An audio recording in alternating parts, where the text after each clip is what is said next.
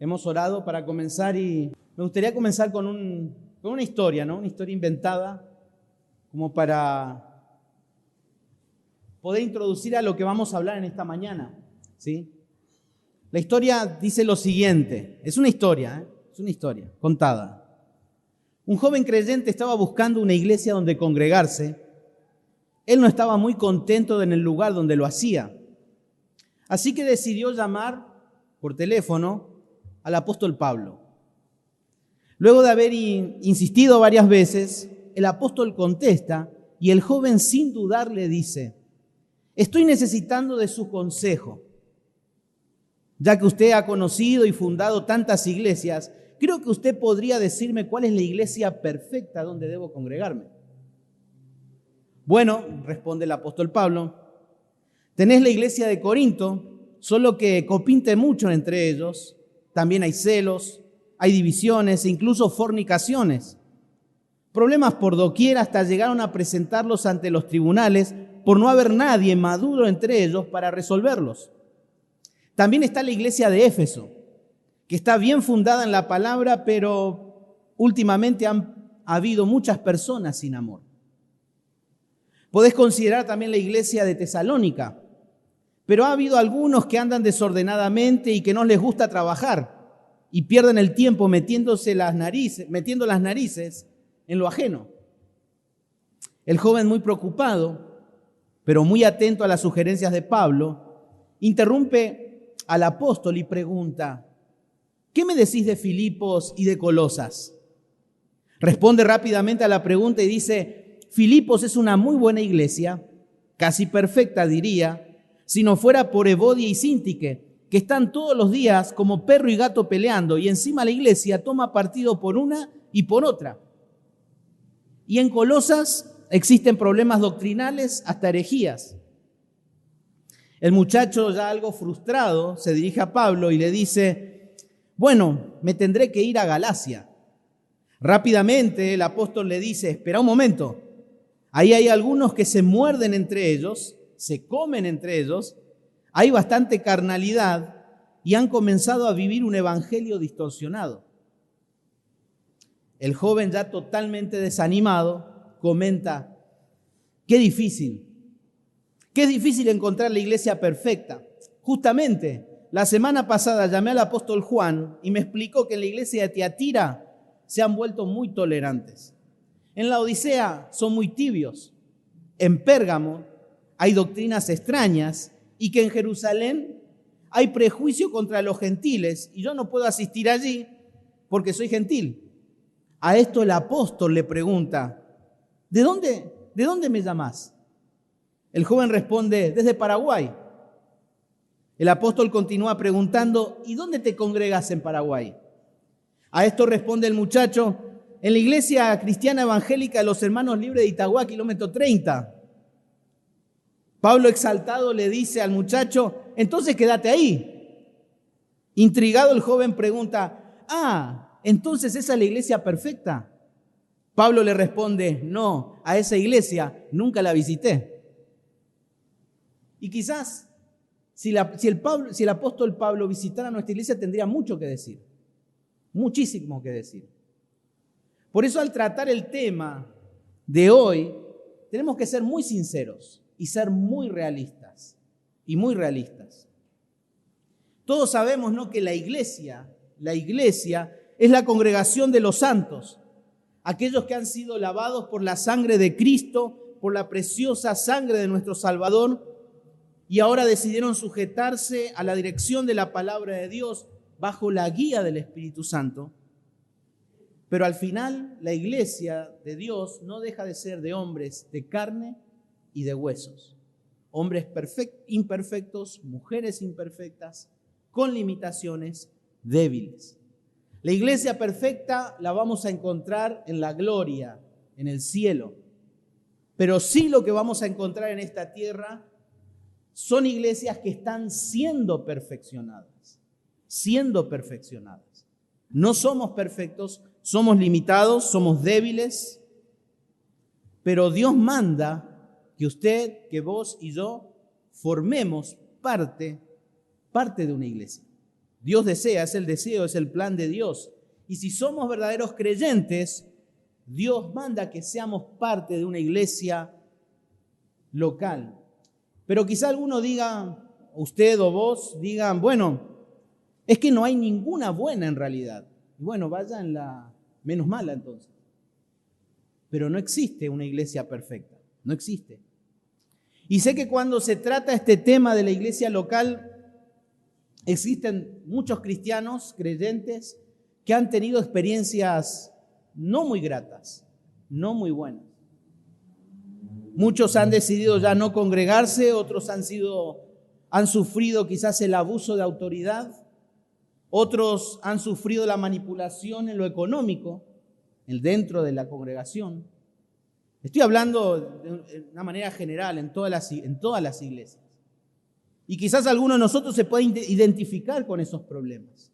Otros se fueron quizás de sus iglesias por haber escuchado doctrinas extrañas y decidieron, bueno, me voy de esta iglesia. Y justamente la mayoría de todas esas iglesias se han centrado tanto en ver como que las iglesias o la iglesia le falló. Y otros están tan centrados en ellos mismos que han decidido vivir sin iglesia. Otros quizás por ahí están buscando la iglesia perfecta, no la de carne y hueso, sino la perfecta. Pero necesitamos saber que la vida del cristiano es un peregrinar y eso es una realidad.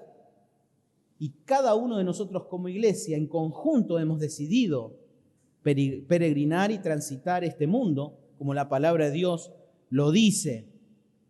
Pero también hay muchos que están por ahí diciendo, bueno, yo pertenezco a la iglesia universal, ¿no? Al cuerpo de Cristo, por lo tanto yo no necesito ser parte de una iglesia local. Bueno, todos los verdaderos creyentes formamos de ese cuerpo universal, todos, sin importar la raza, sin importar los tiempos. Cada creyente en obediencia al Señor pertenece a una iglesia local en concreto. Sí o sí, cada creyente debe y tiene que pertenecer y ser parte de una iglesia local. Y lo primero que tenemos que hacer para tratar este tema, necesitamos amar la iglesia. Necesitamos apasionarnos por lo que a Cristo le apasiona. La palabra de Dios dice que Cristo ama a su iglesia. Y si nosotros amamos algo, debemos amar la iglesia porque Cristo la ama. Si el amor de Dios ha sido derramado en nuestros corazones, sin duda, en consecuencia, necesitamos amar y apasionarnos por la iglesia y maravillarnos por las obras que Dios hace a través de ella. Todos nosotros, desde quien les habla y cada uno de nosotros, los que estamos dentro de este edificio, necesitamos dejar de ver a la iglesia de una manera humana y verla más divina. ¿Y cómo es ver la iglesia de una manera divina?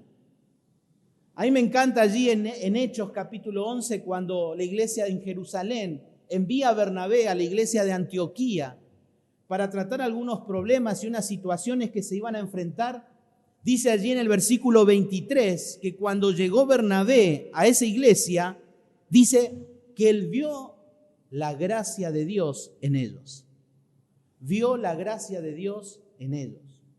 No vio personas, no vio problemas, vio la gracia de Dios. Y justamente como cantábamos, nuestras faltas son muchas, pero su gracia es mayor. Es mayor. A la iglesia no la tenemos que ver con personas. La iglesia no es de los ancianos, la iglesia no es de la congregación, la iglesia no es de la que fundó en alguna ciudad determinada esa iglesia. La iglesia es de Dios y eso lo tenemos que saber y lo tenemos que tener en claro. Él es el que da el crecimiento, no nosotros. Por lo tanto, usted, vos y yo necesitamos una iglesia local donde vivir la vida cristiana. La necesitamos. Y donde podamos manifestar también todas las realidades del Evangelio que hay en nuestras vidas. Es necesario. Necesito de un lugar donde obedecer, necesito un lugar donde servir, pero también necesito un lugar donde ser servido. Y necesito un lugar donde juntos podamos crecer en santidad, en santidad, en santidad. Y para que estas bendiciones sean una realidad en cada creyente, existen lo que muchos llaman la membresía eclesial o la membresía de la iglesia local.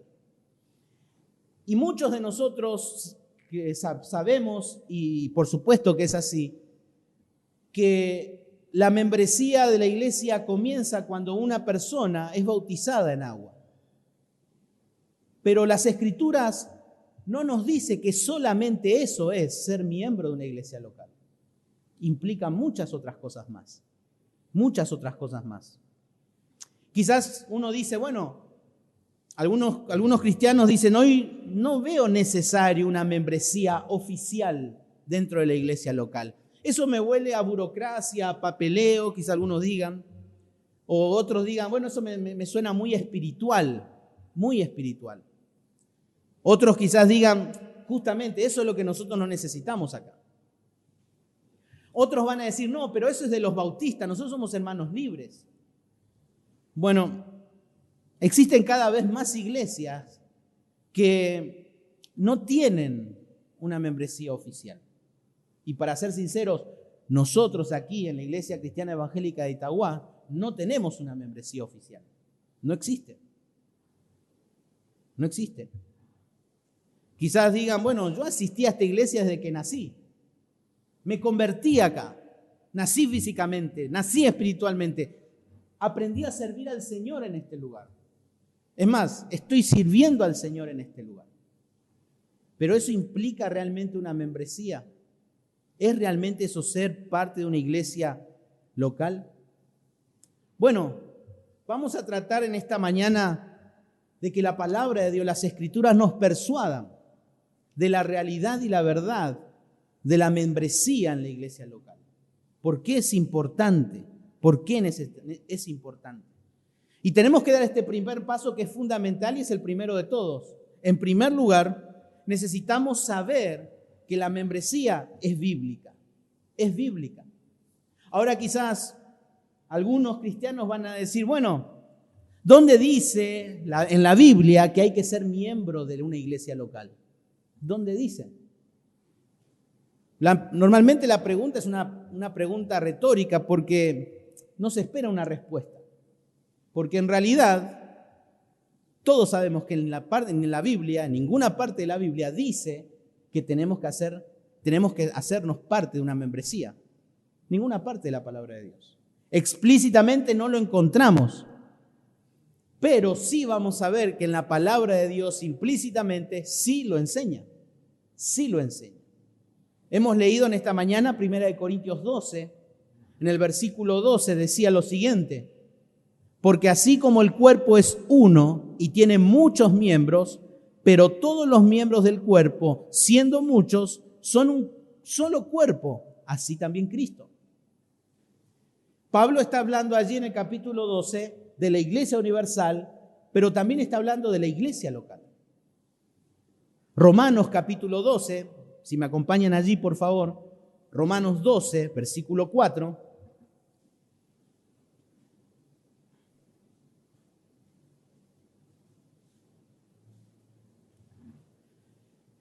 Dice lo siguiente: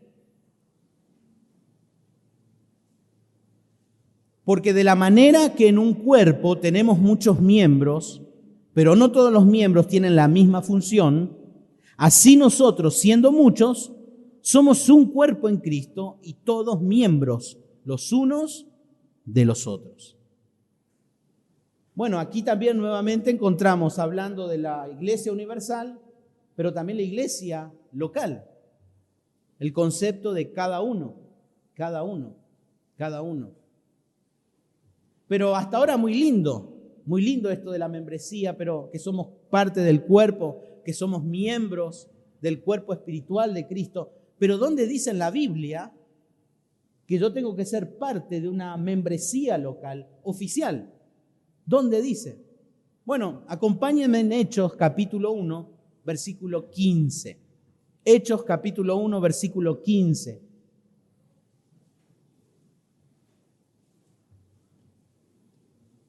El Señor Jesucristo había resucitado y allí están los discípulos, están en el aposento alto, aguardando la promesa. ¿Cuál era la promesa? El Consolador.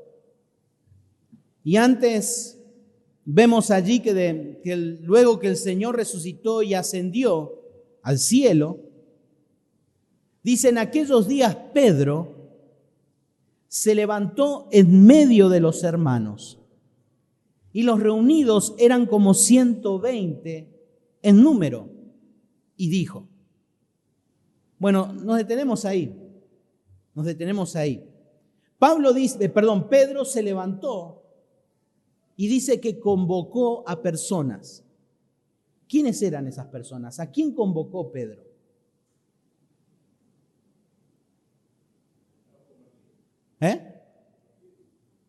¿Y quiénes eran?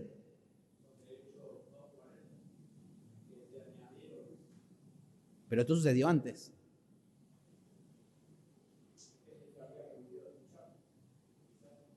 Entre paréntesis, fíjese lo que está entre paréntesis. Es raro cómo lo escribe ahí Lucas, entre paréntesis.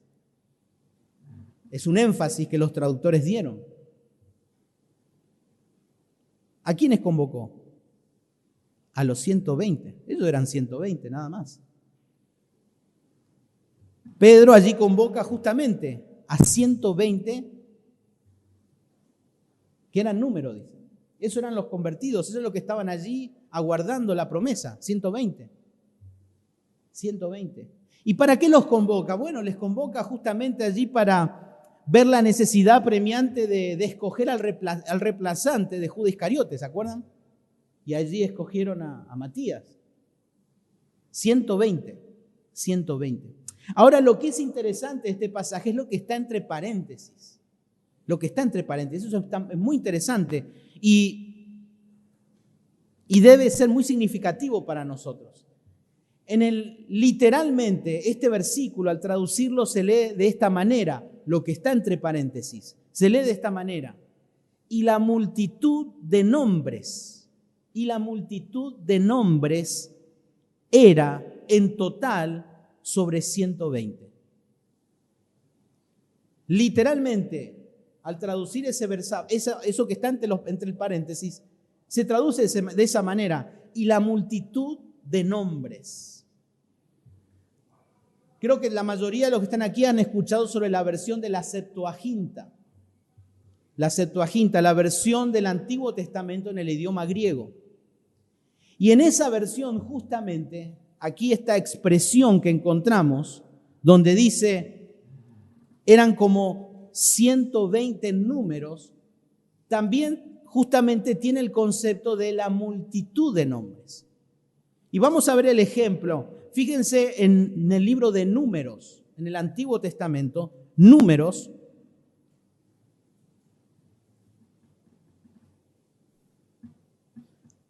Números capítulo 1, versículo 2.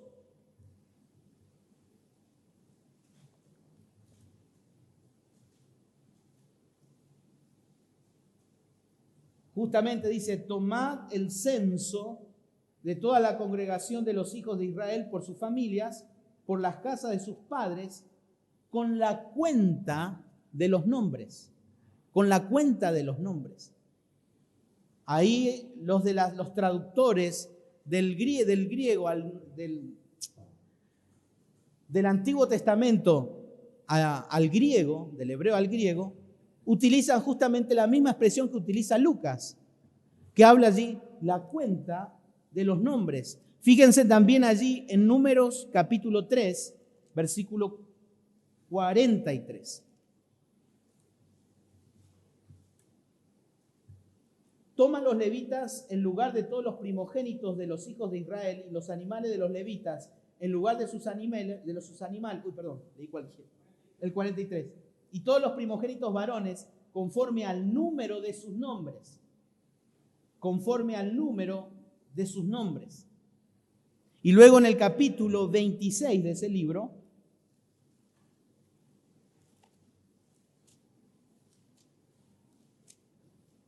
versículo 53, también encontramos al final del versículo la expresión por la cuenta de los nombres. La cuenta de los nombres.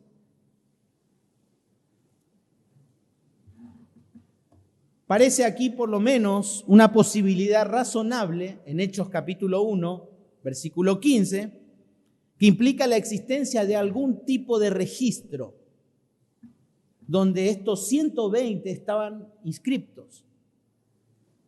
Por lo que vemos aquí en el uso de la palabra y en la gramática podemos ver eso, que había un registro de nombres.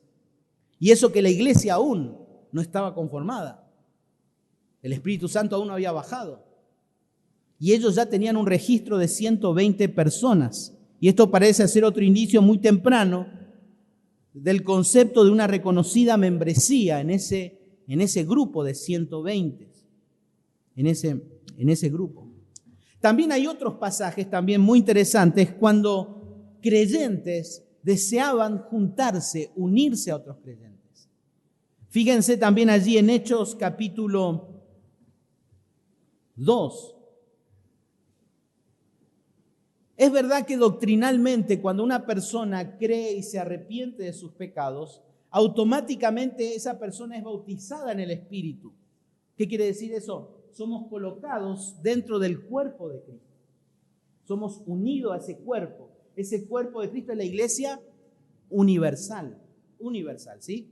¿Estamos de acuerdo con eso, no? Sí, pero todavía no lo vamos a leer. Pero justamente allí vamos a ver justamente un concepto que dice allí en el versículo 41 de Hechos 2. Dice, así que los que recibieron su palabra fueron bautizados y se añadieron aquel día como 3,000 personas. Una pregunta.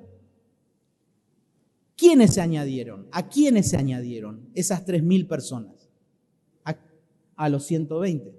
Entonces ahora los salvos, ¿cuántos eran? 3,120. Vamos a encontrar muchos números en el libro de Lucas. Lucas era un científico, era un médico. Por supuesto era una persona estadista, él salía a cada detalle en escribir. Era importante todo esto. El grupo de los redimidos ya eran 3,120 personas en un día. En un día. Increíble fue eso. En un día. Pero fíjense en Hechos 2:47. Alabando a Dios y teniendo favor con todo el pueblo, y el Señor añadía cada día a la iglesia los que habían de ser salvos. Aquí nos dice que los nuevos creyentes fueron añadidos a la iglesia. ¿Qué significa justamente allí ser añadidos a la iglesia? Claro, fueron registrados, pero ¿a qué se refiere? ¿Añadidos a qué iglesia? ¿A la universal o a la local? Por supuesto, uno no puede ser, pero Lucas acá quiere resaltar algo. Específicamente fueron añadidos ¿a qué? ¿A qué iglesia? Local. ¿Por qué lo decimos esto? Justamente porque aquí el contexto de Lucas 2 se habla de bautismo, se habla de partimiento del pan, se habla de la perseverancia en la palabra. ¿Qué quiere decir eso? Son hábitos piadosos, hábitos que el cuerpo de Cristo, que pertenece al cuerpo universal, lo manifiesta, lo presenta. Por lo tanto, el énfasis aquí en Hechos 2 es que todas estas personas fueron añadidas ¿a qué iglesia? A la iglesia local. Y si han tenido un registro de 120 personas, ahora estaban teniendo un registro de 3,120 personas. Pero todavía en el contexto de la iglesia cristiana primitiva vamos a seguir leyendo otros ejemplos. Fíjense en el capítulo 5, versículo 13. Capítulo 5, versículo 13. Dice, de los demás, ninguno se atrevía a juntarse con ellos, mas el pueblo los alababa grandemente. Había personas que aún miraban con recelo y no querían juntarse con ellos, sentían cierto temor, pero a la vez era sobresaliente la vida de aquellos que se añadían a la iglesia local. Eso marca una diferencia. Y en cambio, no mucho tiempo después, vemos a alguien que sí quería juntarse. Que sí quería juntarse. Fíjense en capítulo 9, versículo 26 de Hechos.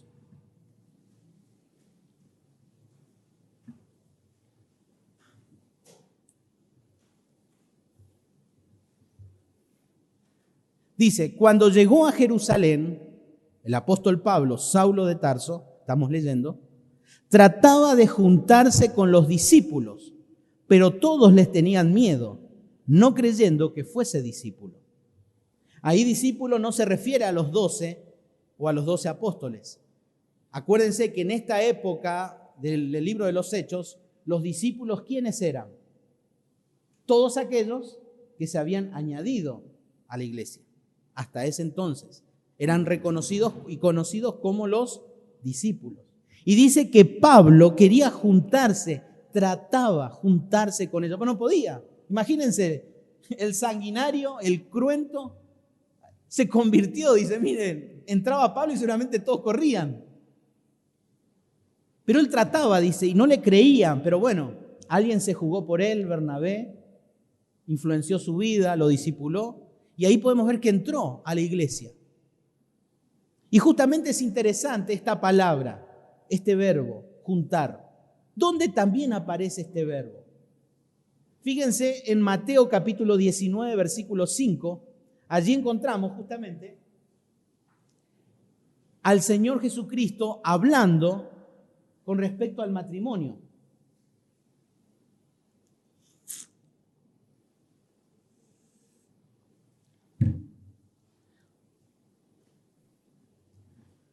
Mateo 19, versículo 5 dice, y por esto el hombre dejará padre y madre y se unirá a su mujer y los dos serán una sola carne. Ahí encontramos el verbo unir, donde dice, y se unirá a su mujer. Esa palabra unirse, unirá, es la misma palabra en el original cuando utilizan el verbo juntar.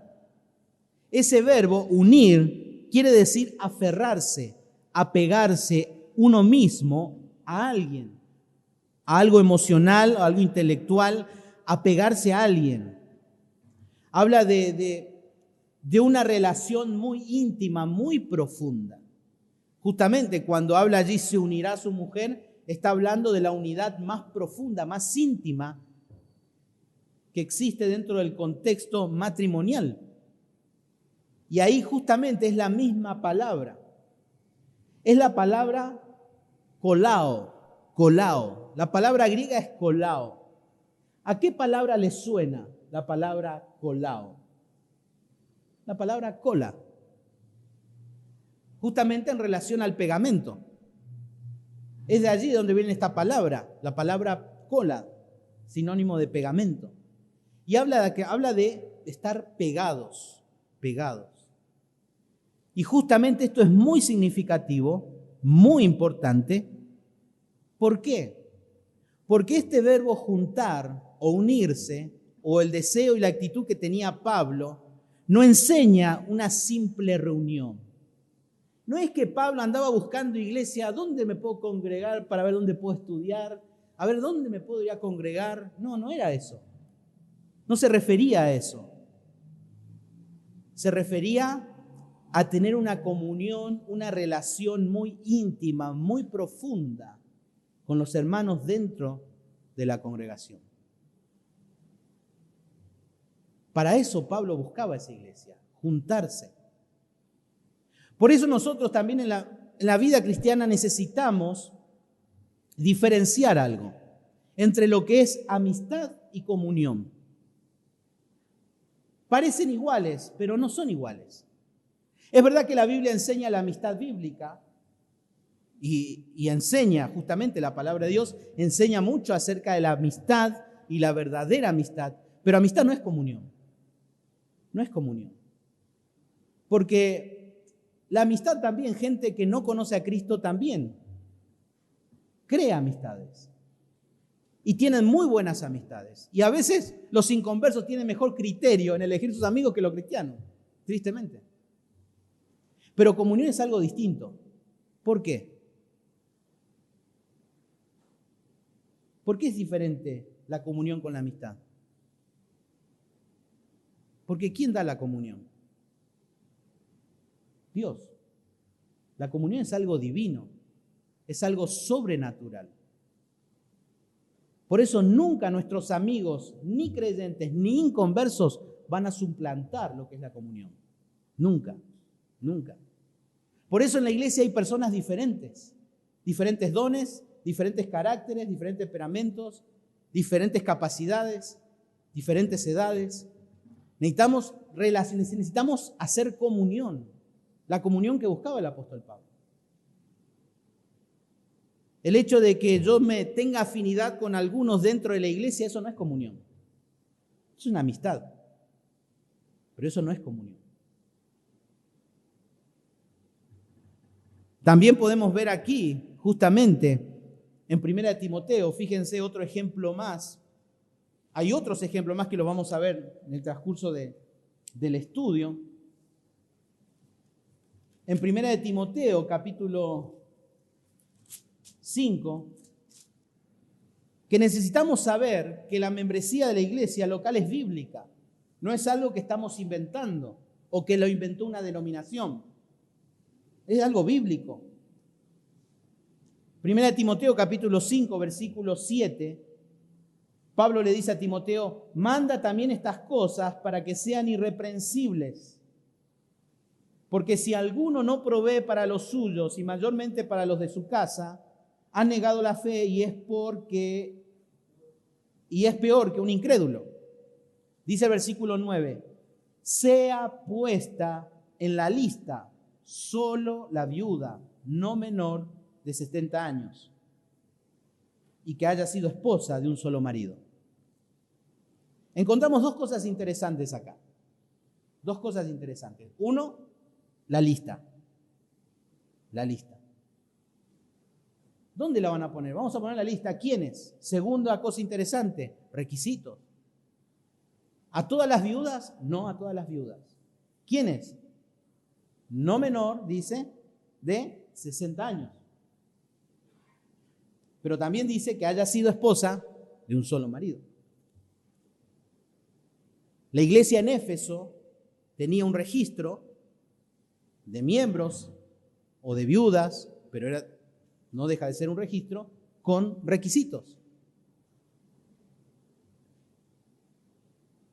Ahora, pensando en todo esto, ¿no? Que necesitamos saber que la membresía de la iglesia local, la membresía eclesial, es algo bíblico. Muy pocas iglesias de nuestra denominación poseen una lista de membresía oficial. Por el trasfondo de la historia de nuestra denominación. Pero ese no es el tema. Pero es algo bíblico, es un principio escritural, practicado por la iglesia primitiva, el registro de una membresía oficial. También podemos ver, ¿no? Hablando justamente de que en la iglesia local necesitamos tener una comunión, un apego. No solamente amigos, necesitamos formar una relación de hermanos. Y justamente la membresía, en esta unión tan profunda, no hay lugar para el individualismo. El yo solo nomás. El individualismo justamente manifiesta el orgullo que hay en nuestro corazón. Creemos que somos fuertes, creemos que podemos solos, que no necesitamos a nadie. Eso manifiesta el orgullo del corazón de la persona. Pero dentro de lo que es la comunión verdadera no debe existir el individualismo. Es importante entender esto porque la calidad de la iglesia no es por la cantidad de cultos que tiene, no es tampoco por la cantidad de programas o ministerios que posea, sino por el estado de la propia gente de la iglesia. La iglesia somos nosotros. Por lo tanto, si Si la iglesia está conformada por personas con malos corazones, va a ser una iglesia conforme a esos corazones. Podemos tener todos los programas, todas las cosas, pero no ser buenos cristianos. La iglesia va a ser conforme a esos cristianos. Por lo tanto, no debemos confundir comunión con amistad. Son dos cosas totalmente diferentes. En segundo lugar, no solo necesitamos saber que la membresía es bíblica, sino necesitamos también entender que la membresía es buena. Que la membresía es buena. Pertenecer a una iglesia universal y no tener una iglesia local, entre muchas otras cosas, significa que yo no tengo a quién rendir cuentas. Es necesario, importante, la rendición de cuentas en la vida cristiana. Nos podemos cansar y gastar todo nuestro tiempo ahora leyendo versículos que hablan sobre la rendición de cuentas. Muchísimo. Si yo no quiero rendir cuentas a nadie, entonces presento ciertas estrategias. ¿Cuáles son? Bueno, no me comprometo con la iglesia local, no me comprometo, asisto. Quizás me cambio de iglesias como me cambio de medias. Un tiempo estoy acá, otro tiempo estoy allá, otro tiempo estoy acá, así voy recorriendo. O quizás digo, bueno, me decido a ir a una iglesia, a una mega iglesia o a la iglesia top. Total, ahí yo paso desapercibido, nadie me conoce y ahí estoy. ¿Y dónde vas? Yo voy a la mega super iglesia tal. Ah, ¿y qué tal? Y ahí vamos. Pero nadie sabe de vos, nadie ni lo conoce, nada. Pero a usted, a vos y a mí nos conviene que nos conozcan. Es muy importante que nos conozcan, porque el anonimato en la vida es destructivo, es muy destructivo. Necesito conocer a mis hermanos y necesito que los hermanos me conozcan a mí. Esto es muy importante. Necesito ganar el privilegio de que otros me conozcan y de conocer también a otros. Necesito ganar el privilegio de que me digan, ¿cómo estás? ¿Cómo estás? Necesito que me pregunten, ¿cómo está tu devocional? ¿Cómo está tu devocional? Necesito que me pregunten, ¿cómo está tu matrimonio? Necesito que me pregunten, che, ¿qué te sucedió el domingo? No te vi en el culto. Necesitamos que nos pregunten. Necesitamos preguntar. Y ganar ese privilegio solamente lo ganan aquellos que son miembros de una iglesia. Y eso es una necesidad apremiante. La Biblia claramente ordena a todo creyente a estar profundamente involucrado en la vida de otras personas, específicamente a los que son miembros. ¿Y dónde dice eso? Hebreos capítulo 10, acompáñenme, Hebreos capítulo 10, versículo 24.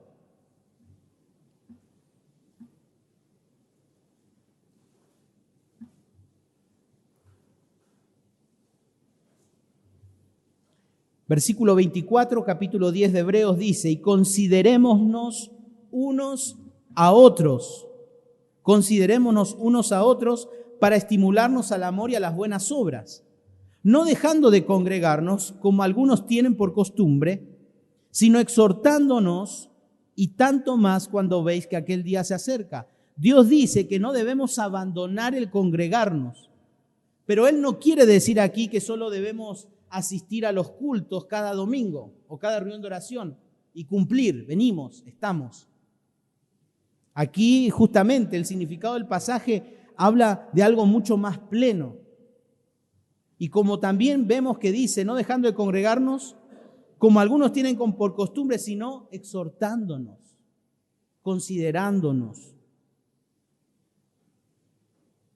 Y es algo mucho más profundo, más importante. Es más fácil decir que aceptamos el señorío de Cristo, de que Cristo es nuestro Señor, de que Cristo es nuestro Salvador, pero aceptar la exhortación del hermano es mucho más difícil. Es mucho más difícil.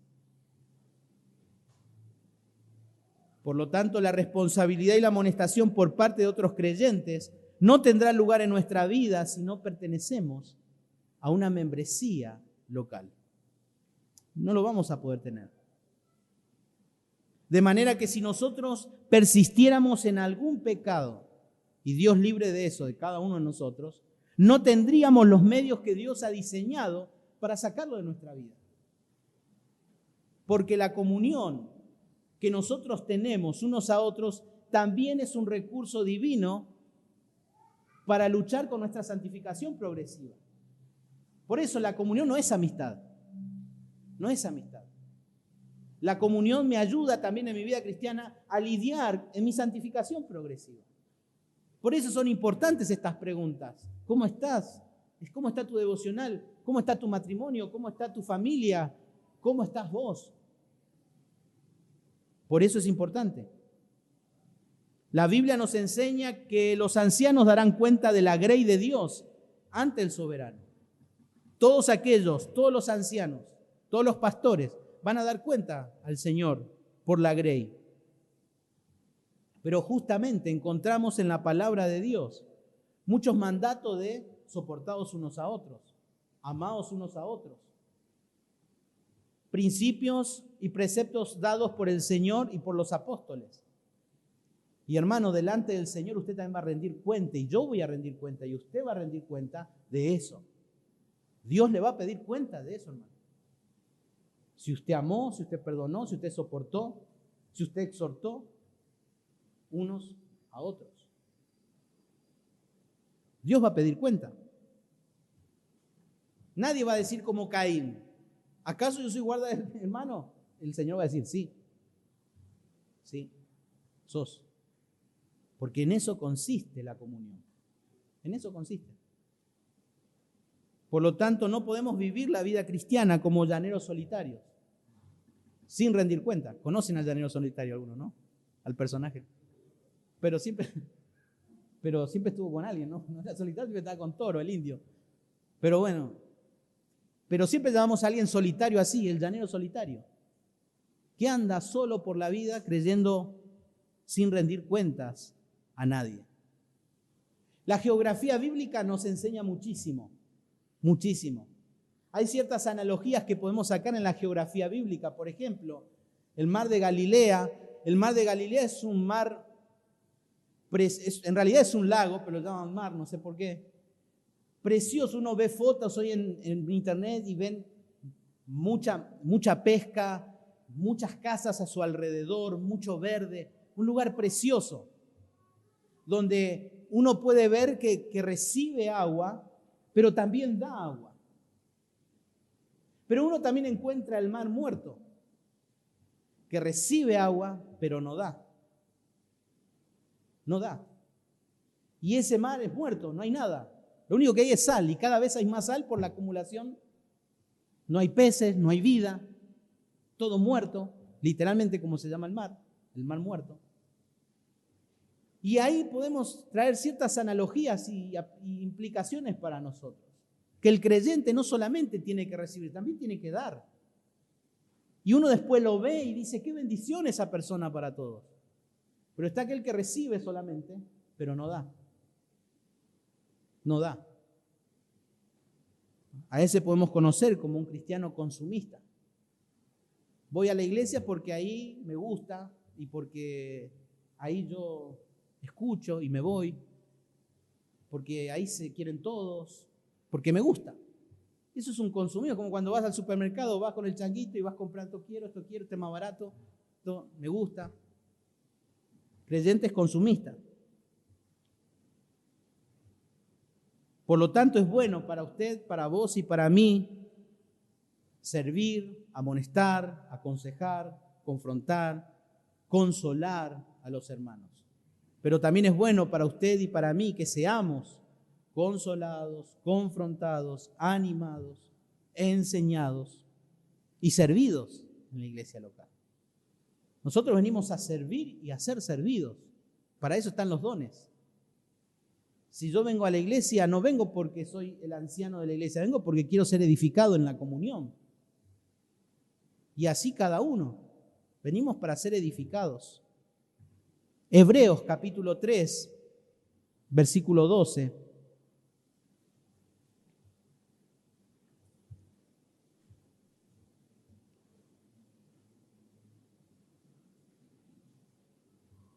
Mirad, hermanos, Hebreos capítulo 3, versículo 12, mirad, hermanos, que no haya en ninguno de vosotros corazón malo de incredulidad para apartarse del Dios vivo. Versículo 13, antes exhortaos los unos a los otros cada día, entre tanto que se dice hoy, para que ninguno de vosotros se endurezca por el engaño del pecado. A veces le echamos la culpa porque, no sé, la persona que no viene más se endureció, no, los pastores o la iglesia o esto o aquello. Pero aquí dice algo, la persona a veces se endurece porque no nos exhortamos unos a otros.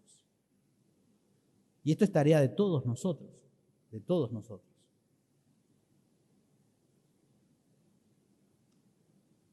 Fíjense, 1 Tesalonicenses capítulo 5, versículos 12 y 13.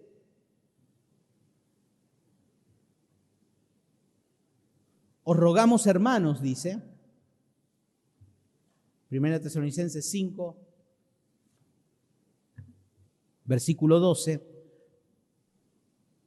Os rogamos, hermanos, que reconozcáis a los que trabajan entre vosotros y os presiden en el Señor y os amonestan, y que los tengáis en mucha estima y amor por causa de su obra.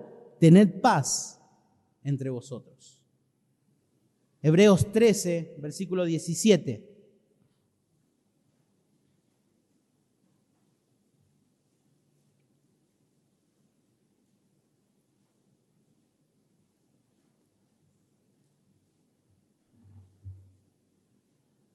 Obedeced a vuestros pastores y sujetaos a ellos, porque ellos velan por vuestras almas, como quienes han de dar cuenta, para que lo hagan con alegría y no quejándose, porque esto es provechoso.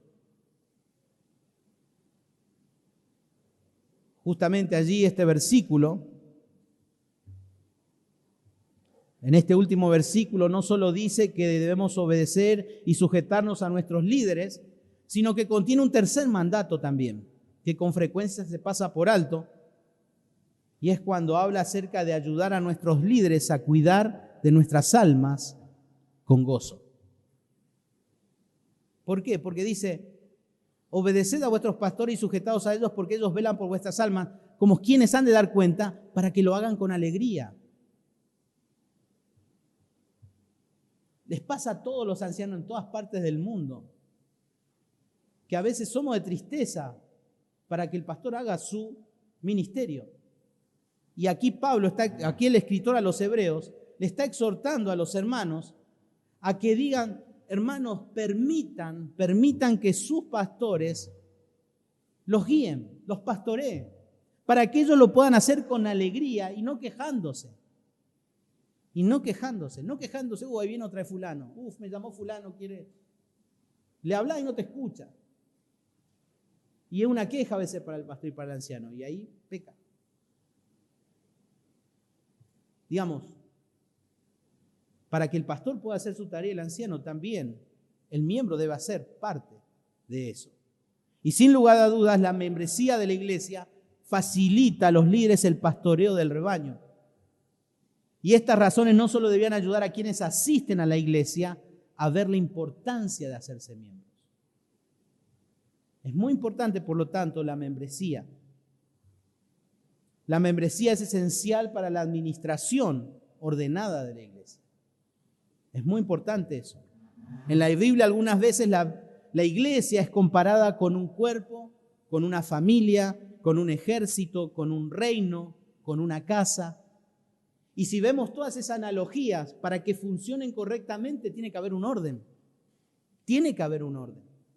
Y dentro de la sabiduría divina del Espíritu Santo a guiar la mente de los escritores, utilizaron las analogías perfectas. Para que funcione una familia como debe ser, tiene que haber un orden. Un ejército tiene que haber un orden. Un reino tiene que haber un orden. Todo tiene que haber un orden. Y eso es lo que provee la membresía eclesial. Efesios 4:16 dice, de quien todo el cuerpo bien concertado y unido entre sí por todas las coyunturas que se ayudan mutuamente según la actividad propia de cada miembro. Recibe su crecimiento para ir edificándose en amor. Es clarísimo lo que dice el apóstol Pablo. Por lo tanto, tiene que estar correctamente organizada la iglesia para que haya crecimiento. Si la iglesia no está estructurada, no va a haber crecimiento. Pablo exhortó en 1 Corintios 14, cuando habla allí en capítulo 12, capítulo 13 y 14, está hablando de la iglesia local Pablo y quiere corregir cosas. En el 14:40 dice, pero hágase todo decentemente y en orden. Decentemente y en orden. Por eso la membresía bíblica es buena, porque provee un orden a la iglesia local, un orden. Por eso pensar solamente que una persona porque es bautizada, ya es miembro de una iglesia local, no es suficiente. No es suficiente. Porque si no, cada uno haría lo que quisiera. Y eso traería un problema serio a la congregación. Y lo ha traído a través de la historia. Es importante guardar un registro y justamente como dice, todo para que haya un orden establecido, para que haya un correcto funcionamiento de todo esto. En tercer lugar, primero necesitamos saber que la membresía es bíblica. En segundo lugar, necesitamos reconocer que la membresía es buena. Pero también en tercer lugar y en último lugar, necesitamos reconocer que una membresía es básica, es fundamental para la iglesia local. No podemos vivir una vida congregacional sin ella. Aunque hemos sobrevivido sin ella, es fundamental. Ahora quizás alguno diga, no, pero yo conozco muchas iglesias que funcionan sin una membresía local. Tienen razón, pero no es lo que la Biblia enseña. No es lo que la Biblia enseña. No porque muchos no lo hacen, yo tampoco lo tengo que hacer. En primer lugar, es básica y fundamental. ¿Para quiénes? Para los ancianos, para los líderes es fundamental. Los ancianos tienen el cargo de cuidar la iglesia local. ¿Cuál? ¿La iglesia universal o la iglesia local? La iglesia local. No todos los creyentes de Itauguá, no, una iglesia local. ¿Y cómo el pastor o el anciano va a saber quién es su rebaño? Ahora, ¿todas las personas que vienen a la iglesia tienen que ser pastoreadas? Y algunas están de paso, otras vienen por un tiempo, otras no sabemos. Todas, por supuesto, necesitan de Dios, no necesitan de los ancianos. Pero, ¿quiénes realmente necesitan ser pastoreados? Sin lugar a dudas, los que son miembros. Los que son miembros. ¿Por qué? Porque el pastor y los ancianos tienen una capacidad, tienen unos límites. Y en la medida que se va añadiendo más gente, también se deben añadir más pastores, más ancianos. Es necesario. Eso hace que funcione correctamente. Sabemos que tenemos una familia espiritual a la que pertenecemos, pero ¿cómo sabremos que somos parte de esa familia?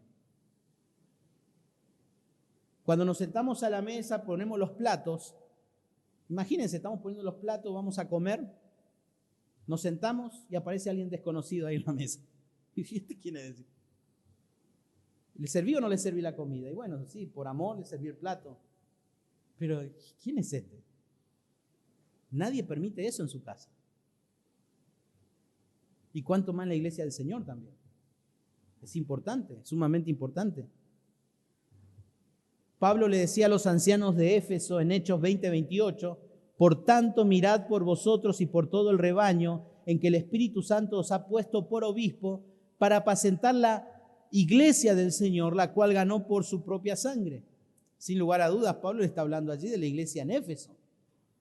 Ellos debían pastorear esa iglesia. Por lo tanto, es básico pensar y fundamental que la membresía es fundamental para los ancianos, para saber a quiénes deben pastorear. En segundo lugar, también es básico para seguir avanzando en el crecimiento de la iglesia. Es básico para seguir avanzando en el crecimiento de la iglesia. Y podríamos decir, en tratar los asuntos familiares. Familiares en el concepto de familia de iglesia. Fíjense en Hechos capítulo 6, versículo 1 y 2. La iglesia cristiana era muy joven en ese entonces, cuando comenzaron a surgir los problemas. Y vean qué sucedió. Hechos capítulo 6, versículo 1 al 2. En aquellos días, dice la palabra de Dios, en aquellos días, como creciera el número de los discípulos, hubo murmuración de los griegos contra los hebreos, de que las viudas de aquellos eran desatendidas en la distribución diaria. Un problema, murmuración en la iglesia, y hubo un desorden en el servicio a estas viudas. ¿Cuál fue la solución? ¿Qué hizo la iglesia? Versículo siguiente dice, entonces los 12, los apóstoles, convocaron a la multitud de los discípulos y dijeron, no es justo que nosotros dejemos la palabra de Dios para servir a las mesas. Buscad pues, hermanos, de entre vosotros a 7 varones de buen testimonio, llenos del Espíritu Santo y de sabiduría, a quienes encarguemos de ese trabajo. Bueno, así lo hicieron. Versículo 5. Agradó la propuesta a toda la multitud y eligieron a Esteban y a otros, ¿no? Hubo un problema.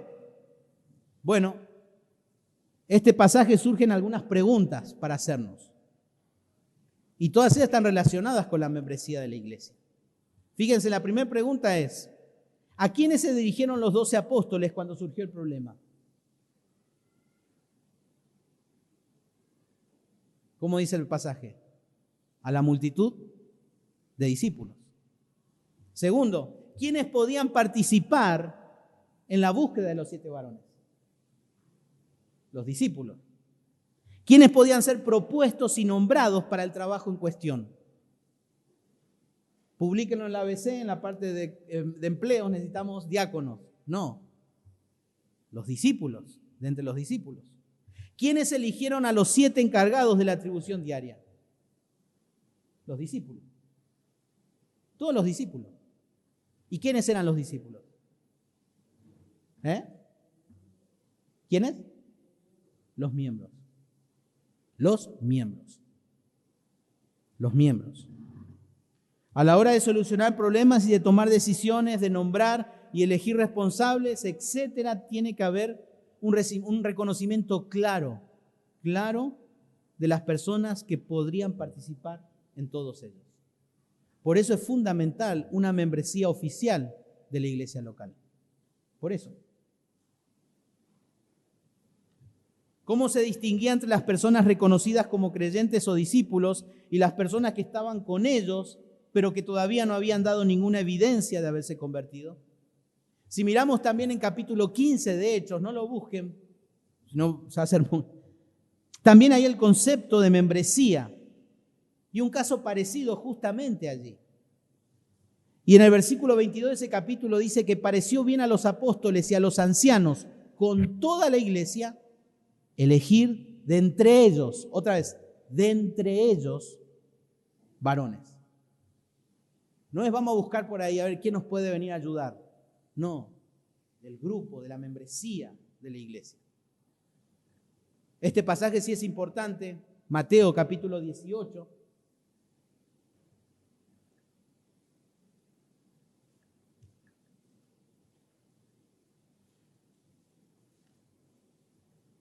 El contexto es de la disciplina, Mateo 18, pero en realidad tenemos que ver siempre la disciplina como un rescate, porque el Señor, antes de hablar de disciplina, habla de una parábola. La parábola, ¿se acuerdan? Que rescataba a la oveja.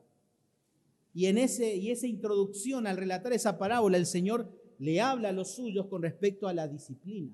La disciplina tiene que ser un rescate. Y allí justamente en el versículo 17 aparece una expresión que dice, si tu hermano peca, si tu hermano peca. El Señor Jesucristo dice cuáles son los pasos que deben dar aquellos en aquellos casos que requieran disciplina. ¿Se acuerdan el primer paso que es? Ve tú solo y habla con él a ver si él hizo esto. Ahora, si él no quiere reconocer, el segundo paso que es, anda con otro, con un testigo y hablar. Y si no quiere reconocer, el tercer paso es el siguiente, versículo 17. Si no los oyere a ellos, ¿qué dice? Dilo a la iglesia. Pero la pregunta es, ¿quién es la iglesia?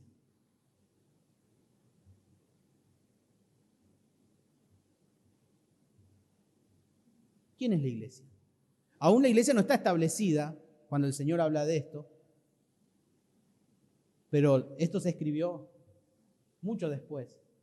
Pero sí, nuevamente encontramos que, por ejemplo, si yo tengo que tratar un problema en nuestra casa, en mi casa, y justo hay un pasaje, vení, entra acá y quiero tratar un problema serio con mi esposa o con mis hijas,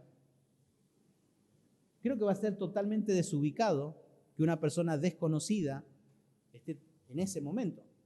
Es un momento íntimo, es un momento exclusivo. Y esto tiene que ver justamente con el juntarse. Por eso el juntarse y el unirse no implica el hecho de venir, sino de ser, de ser. Y aquí justamente no cabe duda que cae de maduro que aquí la iglesia debe ser la membresía de la iglesia. Sería muy desubicado tratar el problema, el pecado de un hermano que comete en el día de hoy, que hay visitas, personas que capaz están de paso, porque no es ético, no está bien. Por lo tanto, es necesario, ¿qué cosa? La membresía de la iglesia. Saber con quiénes uno está tratando. Y creo que muchos, en lo personal también he pasado situaciones incómodas en tratar problemas delante de personas que no son miembros de la iglesia. Por la inmadurez de las congregaciones pasan esas cosas. Y es algo totalmente desubicado. Esos problemas se tratan con la membresía de la iglesia. ¿Qué dice Pablo en Gálatas? Vosotros que sois espirituales. ¿Y cómo yo voy a definir quién es espiritual y quién no? Porque, ¿verdad? Un miembro también puede tener actitudes carnales. Pero la membresía nos protege, nos cuida, sabemos. Luego pueden leer también 1 Corintios capítulo 5, que también ahí habla acerca de la disciplina y cómo hay que tratarla. Dice, ustedes que están adentro, a los de afuera, dejad que los de afuera hagan, pero ustedes que están adentro, confronten al que cometió el pecado. Pero ustedes que están adentro, ¿a qué se está refiriendo? La membresía, la congregación. Yo no creo que sea difícil ver, después de todo esto, la necesidad de una membresía oficial. Es necesario para usted, para vos y para mí, para todos. Es necesario, porque es bíblico, está acá. Para terminar, es de suma importancia, hermanos, que tratemos este tema de la membresía local y sobre todo apartar todo prejuicio,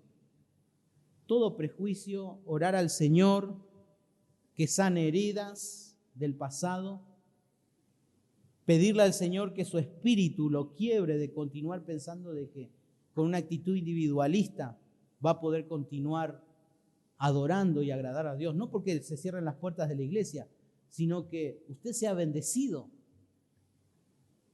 Eso. Es importante la membresía. ¿Qué tiene que haber? Tiene que haber miembros, tiene que haber autoridades. Y si no tenemos esa membresía, nos perdemos de una bendición cada uno de nosotros. Debemos ser partes y miembros de una iglesia de carne y hueso. No porque solamente se enseñe la Biblia correctamente, sino que haya personas que me confronten, que me animen. fallar en asociarnos de manera duradera y comprometidamente con la cabeza de la iglesia, que es Cristo, al unirnos a su cuerpo, es una señal de ingratitud proveniente de un corazón duro e ignorante. Por esto es certero decir que en un sentido aquellos que rechazan la membresía de la iglesia se tratan a sí mismos como no creyentes.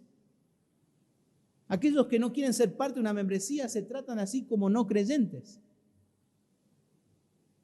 Porque la membresía local es un reflejo de la unión de la Iglesia Universal. Somos miembros. Y negarse a no ser parte es voluntariamente desobedecer un principio que está establecido en las Escrituras. Es importante la membresía dentro de la iglesia local. Pero también hay un punto importante. ¿Por qué necesitamos la membresía local? Acompáñame en Mateo 13.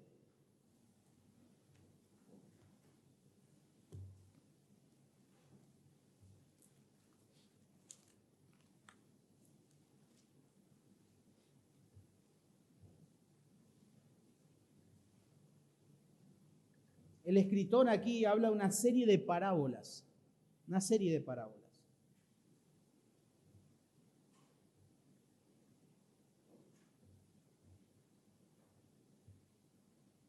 Versículo 47. Dice la palabra de Dios: asimismo el reino de los cielos es semejante a una red que echada en el mar recoge de toda clase de peces. Y una vez llena, la sacan a la orilla y sentados recogen lo bueno en cestas y lo malo echan fuera. Así será el fin del siglo. Saldrán los ángeles y apartarán a los malos de entre los justos y los echarán en el horno de fuego. Allí será el lloro del crujir y el crujir de dientes. Bueno, aquí no vamos a discutir a qué se refiere los reinos de los cielos, porque ya lo hemos estudiado. Y el reino de los cielos abarca desde ahora hasta el futuro. Desde ahora hasta el futuro. Y tenemos que saber que hay una gran red. Y habla de que el reino de los dioses, como dice, semejante a una red, que es echada, dice, en el mar. Y después ve allí que hay varios peces. Dice que recoge los buenos y los malos los aparta. Porque tenemos que ser sinceros, dijimos, tenemos que hablar con realidad y con sinceridad. En esta y en muchas iglesias, no todos son verdaderos creyentes. Esa es la realidad. Y por eso es importante la membresía. Porque necesitamos establecer esa membresía para que en las decisiones importantes de la iglesia seamos los hijos de Dios que tomen las decisiones. Y la palabra de Dios dice que así es la vida. Así es la vida. Hay de todo, en todos lados, en todos lados. Y cuando estemos en el cielo nos vamos a llevar muchas sorpresas. El Señor decía, muchos van a decir, Señor, Señor, pero no te conozco. Yo hice esto, yo hice aquello, pero no te conozco. Pero yo iba a la iglesia, pero ¿y tu vestido dónde está? La justicia, no te veo justificado. Pero yo hice esto. Por lo tanto, es importante la membresía, porque eso va a ayudar también a ver quiénes son realmente del Señor. Necesitamos ese orden porque la iglesia primitiva lo ha hecho y es un principio tan claramente dado en las Escrituras. Tan claro. Que el Señor bendiga su palabra y que podamos, hoy no fue un sermón expositivo de un pasaje, sino un estudio bíblico con respecto a este principio fundamental de la iglesia. Estamos orando con hermano Valdir con respecto a esto. Y necesitamos ser sabios en cómo administrar este principio bíblico dentro de la iglesia. Para hacer todo para la honra y gloria del Señor, como el versículo que dice acá, que aparecía con la pantalla. Que en la iglesia tiene que manifestar la gloria de Dios. Ese es el propósito de la iglesia, la gloria de Dios. Así que, hermanos, Que el Señor bendiga su palabra. Sigamos meditando en estos principios y que el Señor pueda también darnos gracia, misericordia para poder comprenderlos. Oramos. Padre, te damos gracias en esta mañana porque pudimos abrir tu palabra y también pudimos ver un principio establecido en las Escrituras, practicado por nuestros hermanos en la primera iglesia. Gracias te damos por aquellas iglesias que en el día de hoy lo practican y ha sido y está siendo de bendición. Necesitamos, Padre, como tú dices, hacer las cosas en orden y decentemente. Padre, así queremos encomendar este tiempo en tus manos y agradecer por tu palabra. En el nombre de Jesús, amén.